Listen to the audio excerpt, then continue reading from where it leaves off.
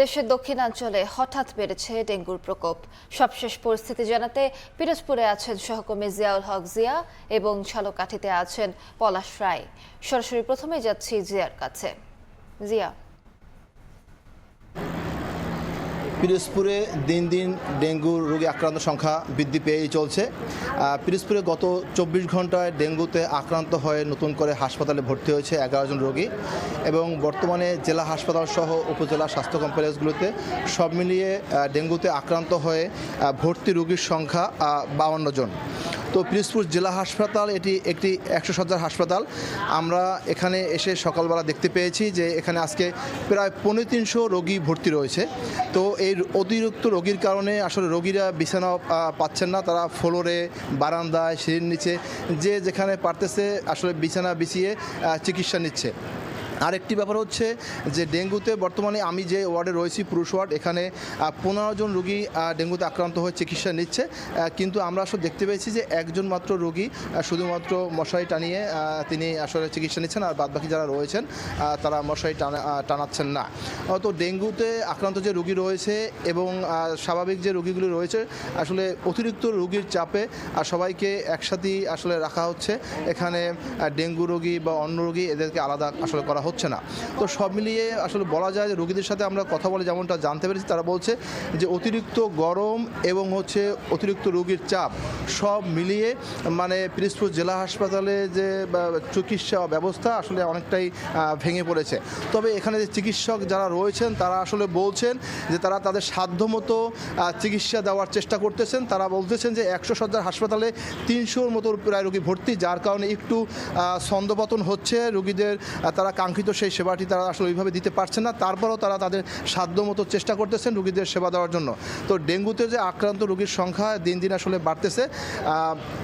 চিকিৎসকরা বলছেন যে ডেঙ্গুতে আক্রান্ত হলে আসলে ভয়ের কোনো কারণ নেই। এখানে সঠিকভাবে চিকিৎসা নিয়ে যদি আসলে নিয়ম মেপে চলা যায় তাহলে হয়তো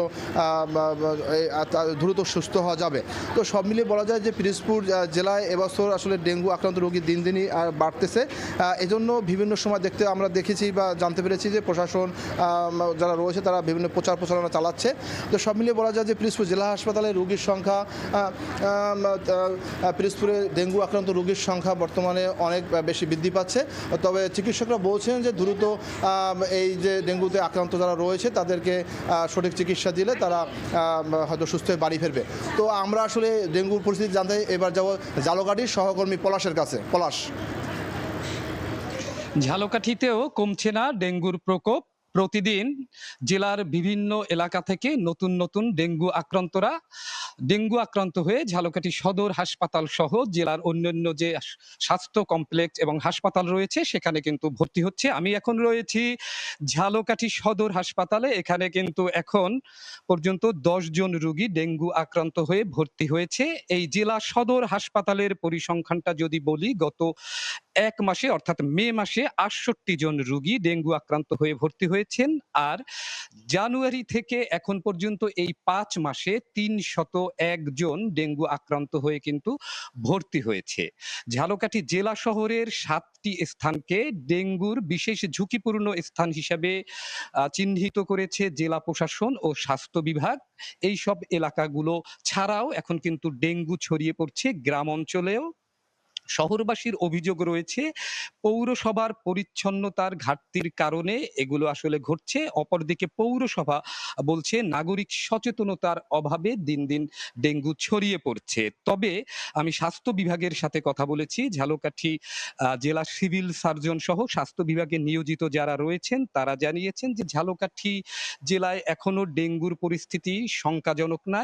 এ জেলায় এখন পর্যন্ত কোনো মৃত্যুর ঘটনা সহ গুরুতর অসুস্থতা আর খবর এখন পর্যন্ত নেই। যারা ডেঙ্গু আক্রান্ত হচ্ছে তারা কিন্তু সুস্থ হয়ে বাড়ি ফিরছে। ডেঙ্গু আক্রান্তদের মধ্যেই শিশু এবং নারীর সংখ্যা বেশি দেখা যাচ্ছে।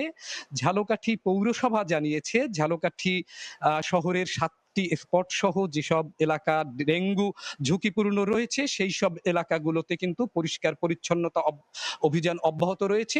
অপরদিকে স্বাস্থ্য বিভাগও বলছে ঝালকাঠি সদর হাসপাতাল সহ ঝালকাঠিতে ডেঙ্গু চিকিৎসার জন্য প্রয়োজনীয় সবকিছু রয়েছে। তো এই ছিল আমার কাছে ঝালকাঠি জেলার ডেঙ্গু পরিস্থিতির সর্বশেষ খবর।